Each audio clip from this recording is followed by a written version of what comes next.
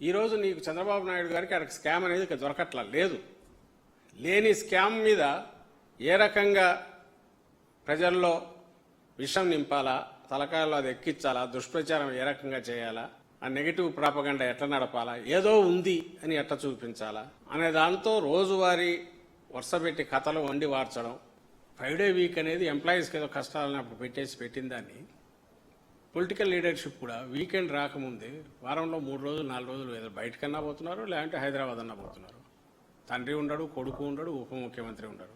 రాష్ట్రంలో అడ్మినిస్ట్రేషను అంటే గెస్ట్ లెక్చరర్లుగా అప్పుడు ఎట్లా నడిపినారు, ఇప్పుడు ఎట్లా నడుపుతున్నారు.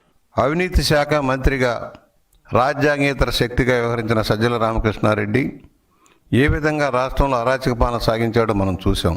మొత్తం ప్రభుత్వ యంత్రాంగాన్ని గుప్పెట్లో పెట్టుకొని అవినీతి కేంద్రంగా మార్చి అక్రమాలకు కేంద్ర బిందువుగా మారిన రామకృష్ణారెడ్డి ఇవాళ మాట్లాడుతూ ఉన్నాడు.